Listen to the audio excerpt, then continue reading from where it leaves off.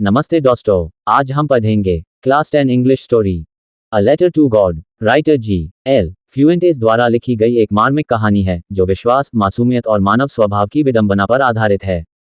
ये कहानी सरल है, लेकिन इसके माध्यम से गहरे संदेश दिए गए हैं जो मानव विश्वास और गलतफहमियों के परिणामों को उजागर करते हैं।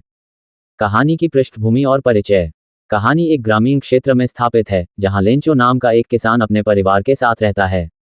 लेंचो एक गरीब किसान है जिसकी आजीविका पूरी तरह से उसकी फसलों पर निर्भर है।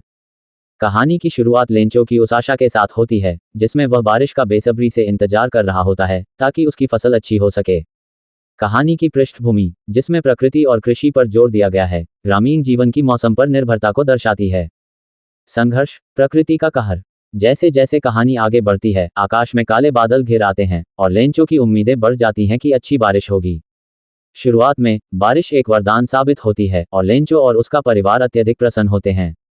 लेकिन उनकी खुशी अधिक समय तक नहीं टिकती, क्योंकि बारिश अचानक विनाशकारी ओलों में बदल जाती है।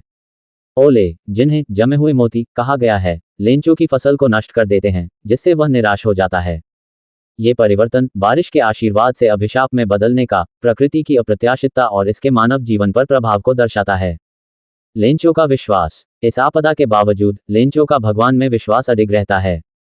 वह एक सरल विचारों वाला व्यक्ति है जो मानता है कि भगवान सर्वज्ञ और दयालु हैं।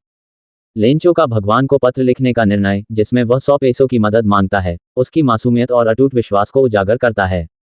भगवान को पत्र लिखने का ये कार्य लेंचो के जीवन में ईश्वर के प्रति गहरे भरोसे का प्रतीक है, जो दर्शाता है कि वह ईश्वर को अपने जीवन में एक प्रत्यक्ष और व्यक्तिगत शक्ति के रूप में देखता है।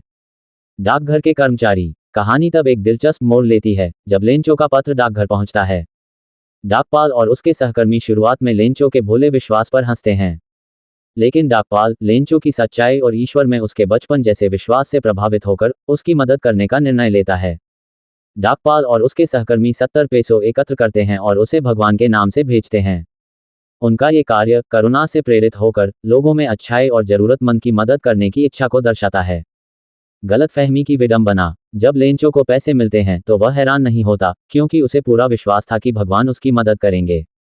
लेकिन जब वह पैसे गिनता है और केवल 70 पैसों पाता है तो वह क्रोधित हो जाता है। वह मानता है कि डाकघर के कर्मचारियों ने बाकी 30 पैसों चुरा लिए हैं, जबकि वास्तविकता इससे बिल्कुल अलग थी।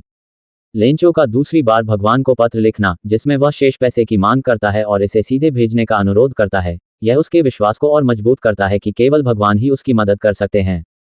यह विडंबना है कि लेंचो डाकघर के कर्मचारियों की दयालुता को पहचान नहीं पाता और उसकी अंधविश्वास उसे इंसानों की अच्छाई से अंधा बना देता है।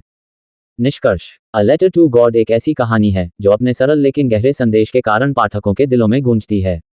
यह विश्वास, जीवन की विडंबनाओं और लोगों की अच्छाई के विषयों का अन्वेषण करती है, जबकि एक भावनात्मक कहानी प्रस्तुत करती है जिसमें एक व्यक्ति और ईश्वर के बीच का संबंध दर्शाया गया है। ये कहानी पाठकों को विश्वास की प्रकृति और गलतफहमी और अंधविश्वास से उत्पन्न होने वाले अनपेक्षित परिणामों पर विचार करने के लिए प्रेरित करती है।